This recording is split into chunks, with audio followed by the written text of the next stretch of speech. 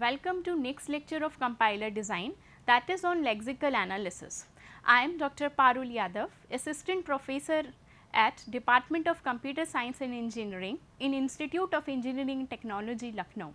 In today's lecture, topics will be covered as follows. First is lexical analysis, that input buffer, then token specification and then token recognition. So, first is about the lexical analysis. In previous class we have already discussed about the language processing system, phases of compiler. We broadly discussed the input and output of every phase of the compiler and certain fundamentals related to it. Now, here we know that in the lexical analysis, input is the source program and output of lexical analysis is a stream of tokens. So, here we deal with the three terminologies. They are lexeme, pattern and token.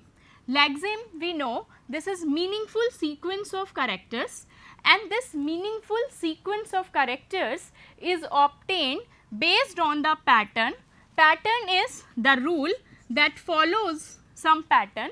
For example, here the pattern for identifier is like letter followed by any combination of letter or digit, mean letter followed by 0 or more instances of letter or digit. Now, to the lexeme we can assign the token based on the pattern obtained, and format of token is, it is actually a pair, that is the token name and the attribute value. So, here we write the abstract symbol to represent the token, and this is an optional attribute value, and that entry will be done in the symbol table. So, this is summary of the previous class that we discussed. Now, we will go in detail how lexical analysis identifies or obtains the token.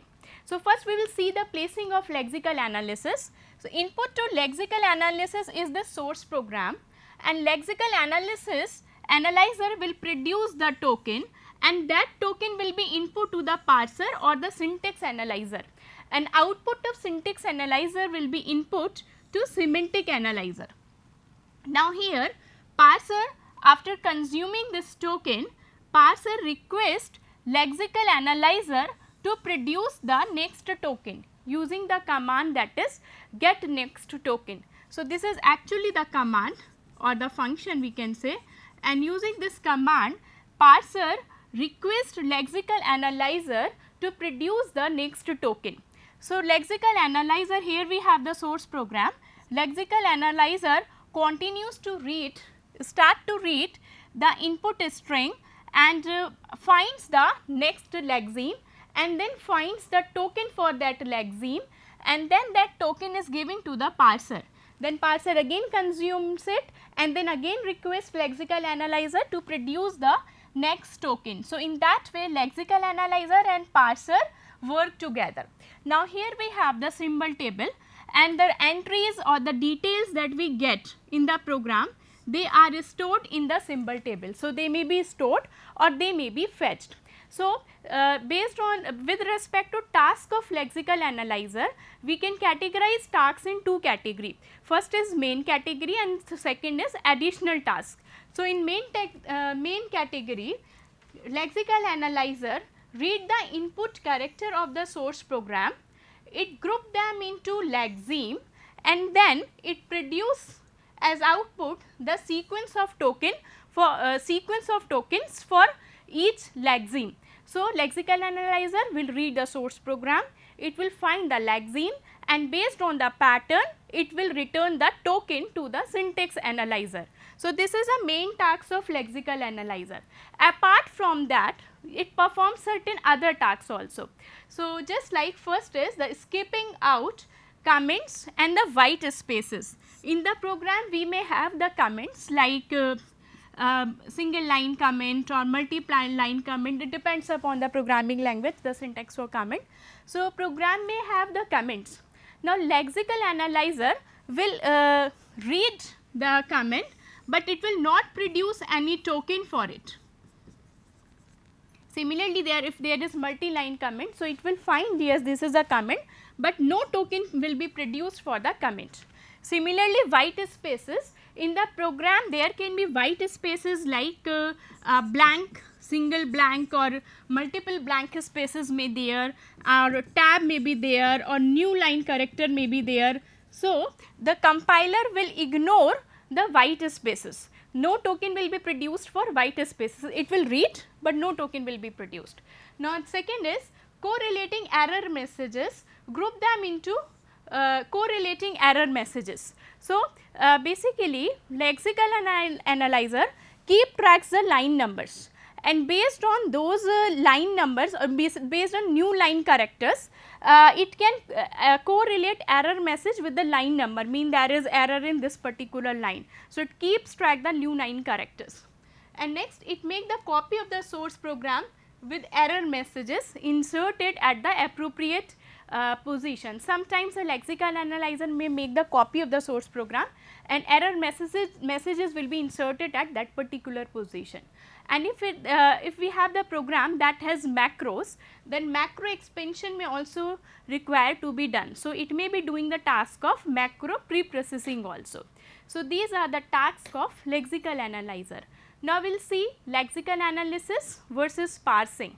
So, here we separated lexical analysis phase and the syntax analysis phase, reason being to provide the simplicity to the design. Simplicity mean in lexical analysis we know it produce the tokens for the with respect to lexemes. Now, in program we may have lexemes, or we may have like white spaces and comment.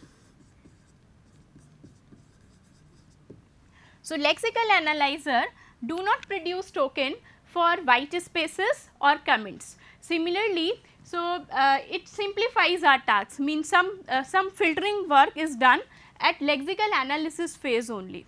Similarly, next is compiler efficiency is improved.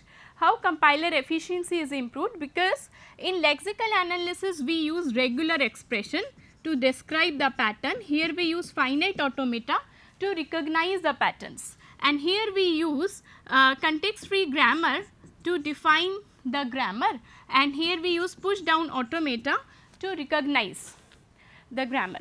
So, here this PDA is very powerful, more powerful than finite automata, and implementation cost of PDA is more. So, if we have simpler device to work with, meaning we can describe the patterns using finite automata. So, there is no need to do the same task using more powerful device that has more implementation cost. So, here if we are splitting the tasks, then compiler efficiency is also improved. Next is compiler portability is enhanced.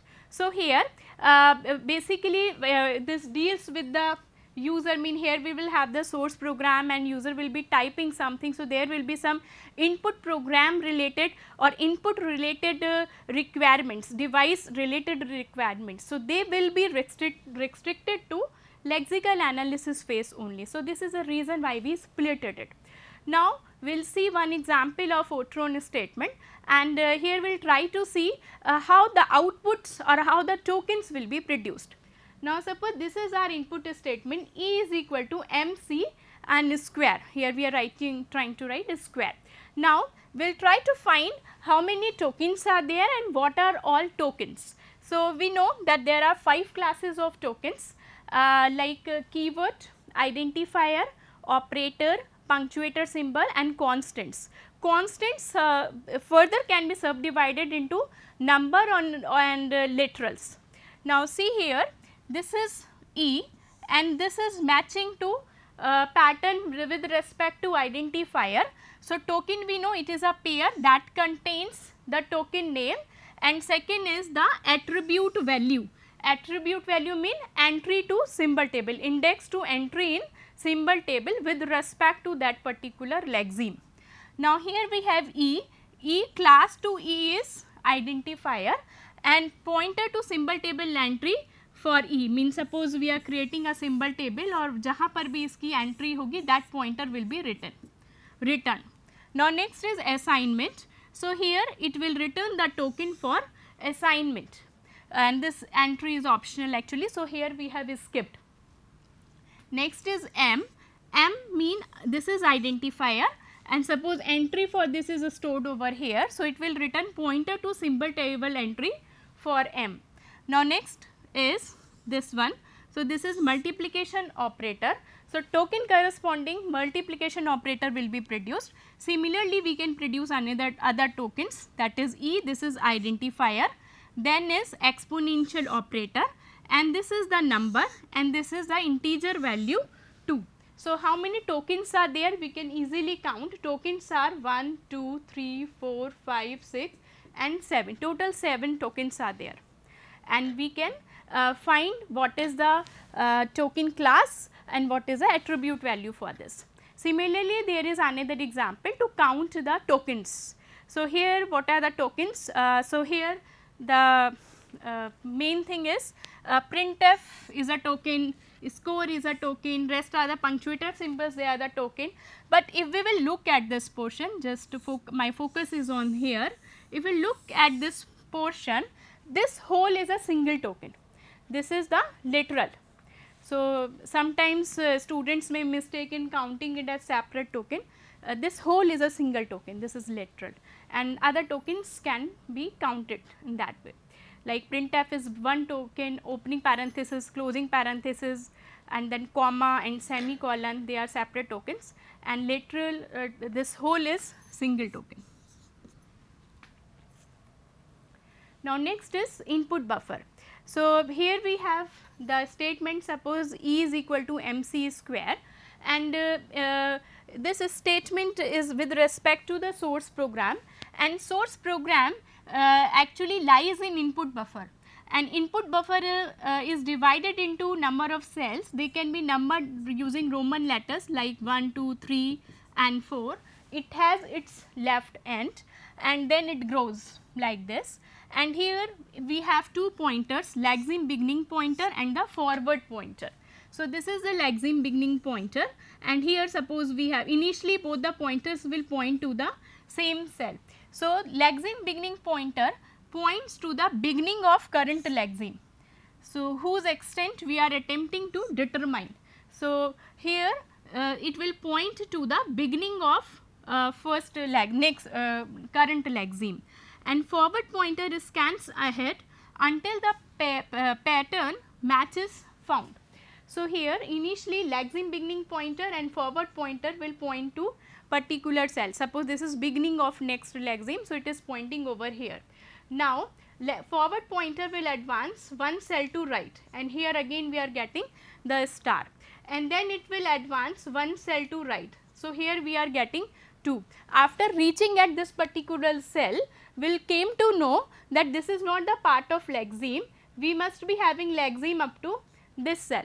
Now, forward pointer will retract one cell to left, it will come again to this cell, forward pointer, and here Lexeme pointer will remain, Lexeme beginning pointer will remain to its previous cell. Now, we can find the Lexeme based on the symbols that we have from Lexeme beginning, or in between we have Lexeme beginning pointer and forward pointer.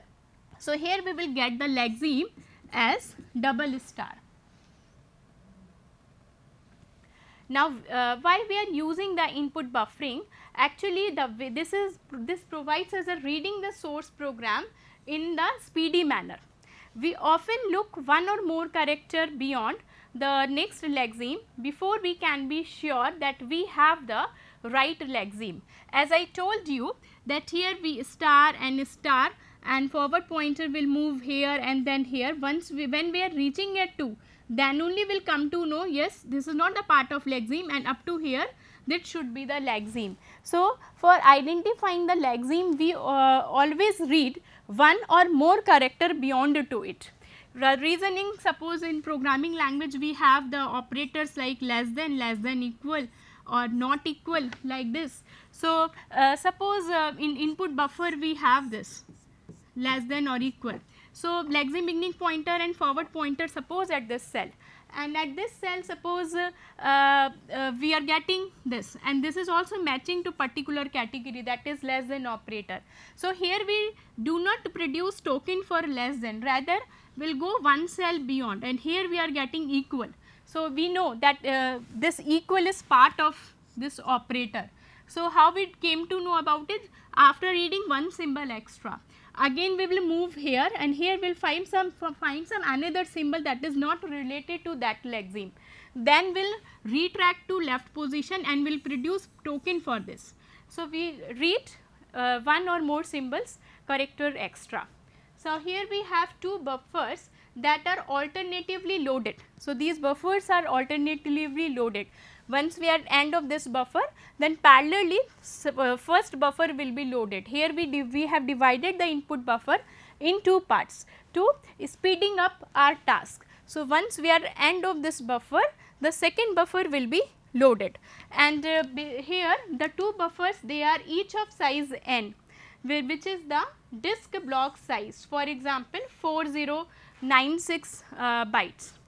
Using one system load command, we can read n characters into the buffer rather than using one system call per character. So, here we are not loaded character in character by character on one system call, rather we will load n characters into the first buffer, and once we are at end of the buffer, then we will load the content of the second buffer. So, this will speed up our task. Now, here we deal with the sentinels. Sentinels mean the any special symbol that is not the part of the file that can tell us this is the end of the file. So, if this is the end of the content, so if this is the end of the content, so here we can put one sentinel. Now, here we have to make two tests. What are the two tests over here? One is for the end of the buffer, want to know are we at end of the buffer, so that the second buffer can be loaded, or we do not go beyond the cell, and one is to determine what character is read. So, in this first scheme is where we perform two tests. One is to know what is the end of the buffer, and second is to know what is the correct when is the end of the buffer, and second is to know which character are we reading. This problem can be simplified by using this end of character symbol at the end of every buffer, right. So, if we are reading end of buffer symbol, then so we can know yes, this is the end of previous buffer, and we can load the another buffer.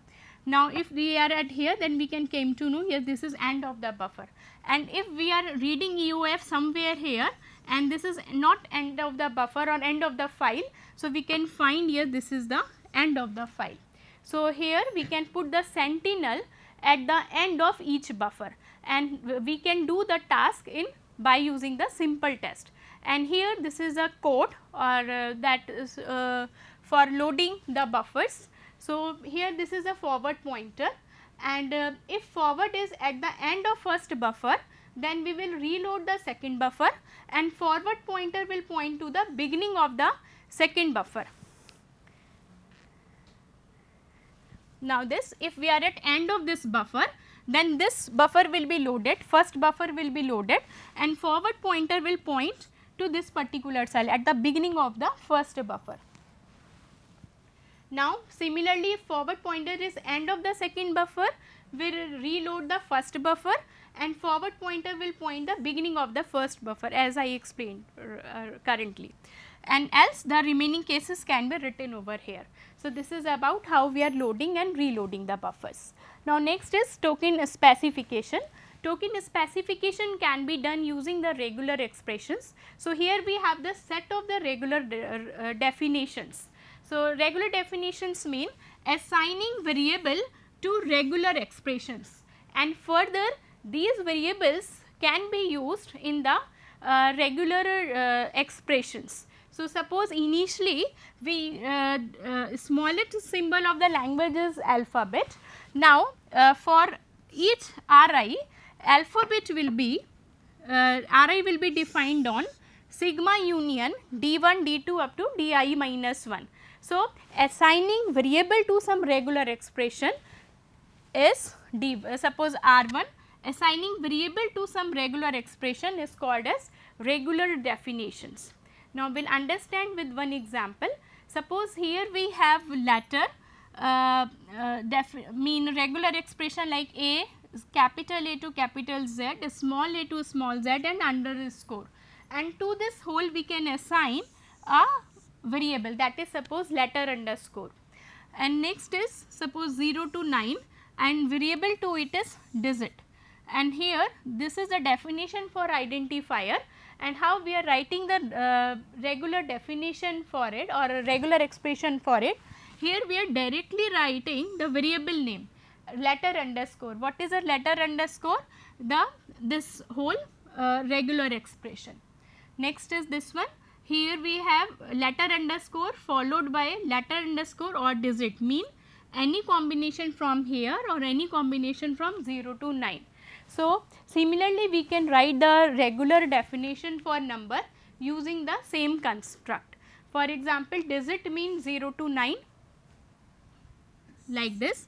Digits mean digit followed by 0 or more instances of digit. Then optional fraction mean decimal followed by digit or null. Optional exponent mean in parenthesis we have exponential, then plus, minus or null followed by digit or null. Now, number can be defined from digit followed by optional fraction followed by optional exponent. It is quite possible if number is 125, then from here we may take null and here we may take null. So, any number can be defined from here. Now, next is the extensions to it. So, certain extensions are there. For example, one or more instance. For one or more instance, we can write, we use the positive closure. For example, regular expression, suppose like regular expression is R. So, R plus is equal to R star R, or we can write it R R star. So, it says one or more instances. Similarly, we may have the symbol for 0 or 1 instance. Suppose R is a regular expression. So, for 0 or 1 instance we use the question mark. So, this will be equal to 1 instance of R or 0 instance of R. Another is character classes. So, in character classes, suppose we have regular expression like A, B up to Z, right. So, in character classes it will be written in square bracket. If this is an ordered sequence, then here we can write A dash Z. Now, suppose we have a regular expression like A, B and C, some finite symbols are there or random symbols are there. So, it can be written in square bracket A, B, C without comma. So, this is the way how we write the character classes, and using the character classes we can rewrite the regular definitions. For example, here letter underscore can be written as, here we can write A to Z, then we can write for A to small a to Z and then underscore.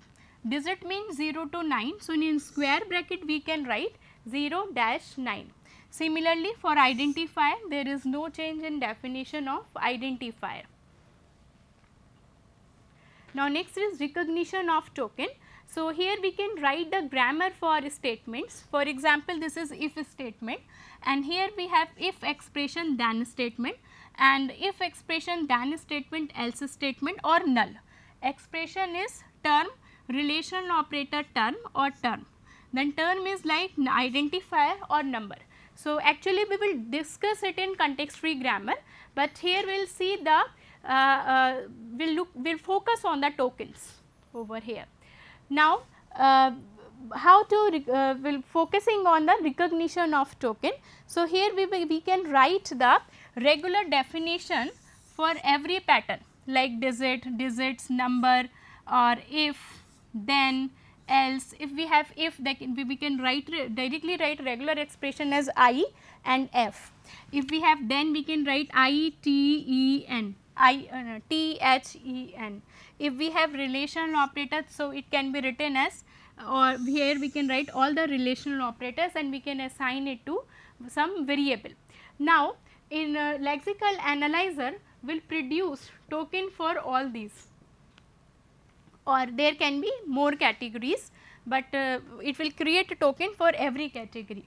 But see here, if we can write the pattern for, we can write the regular definition for white space also, White space can be blank, tab or new line, or here we have plus mean any instance, one or more instance of this. So, this will be considered at white space. So, lexical analyzer will find the white space, but it will not produce any token for it, but token will be produced for rest of the categories, rest of the acceptable categories other than comment.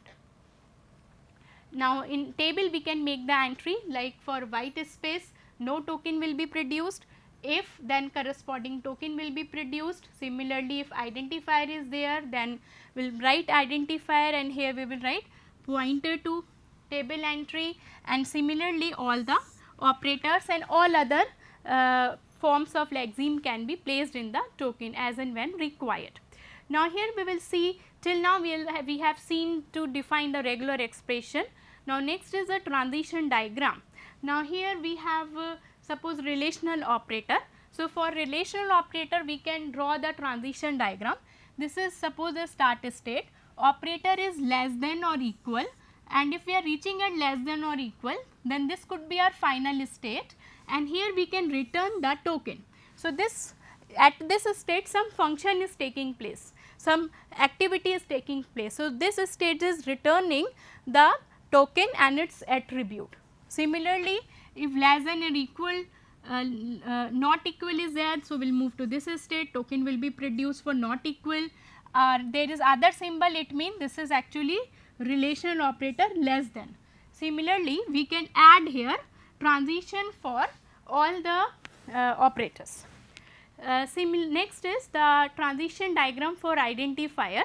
Suppose here we have letter followed by letter or digit. So, this is a definition for identifier, or in using that form we can produce the keyword also, it can recognize a keyword also. So, here we have the function, we are reaching at this state, suppose this is suppose A, B, C. So, if we are reaching at this state, then it will return this one. So, here we have two function, install ID and get token. Install ID is a function and it checks the symbol table. In symbol table it checks whether there is entry in symbol table for this particular lexeme or not. If it is there, then it will return a pointer to that particular entry. Suppose this is a keyword and this keyword is already there in the table, then it will return the pointer to that particular entry. If it is not in the symbol table, then it will create its entry and will return the pointer to that particular entry. And get token function based on the lexeme generates the token. Similarly, we can draw the transition diagram for numbers. For example, digit followed by digit, then dot, then digit, all digits, then exponent, then plus minus sign, then after that digit and all digit, and then other. And here from here also we can reach to final state. This can also be the final state, and this can also be the final state. And this is the transition diagram for white spaces, where delimiter is white space actually. So, we may have one or more white spaces. So, we will reach at this state, but no token will be produced over here. And for the constructs, we can implement it using any programming language. We have specific tools also, but can be done implemented using programming languages also, like C, C++, Java, any language can be taken. So, I will tell you the idea for implementation. Suppose we have this diagram. So, here we will write switch case. So, this is switch with respect to state, and here we will write case suppose for state 0. So, here we will write if the input character that we are getting is less than, then state should be updated and now state should be 1. So, and then similarly we will write the logic for every construct in case statement, and then we will break from here. Similarly, we will write case for state 2 and case for state 3 and all. So, here we will show that if this state and this particular transition, then where we are moving, and we will keep on this process, and once we find the lexeme and we are reaching at final state, then at that particular action will take place. So, this is all about the lexical analysis, that on request of syntax analyzer is producing the tokens, and based on the lexeme and patterns it is producing the tokens giving to the syntax analyzer. It is producing token for all 5 categories or 5 categories of tokens, and it will not produce token for white spaces and the comments. And then we saw the concept of input buffering, where we have input pointer and forward pointer that deals with the look ahead symbol, and we need to read one or more symbol to find the token. And then we discuss the tokenization. So, this is all for this lecture. Most of the content of this lecture are covered from a Ullmann book. Thank you so much.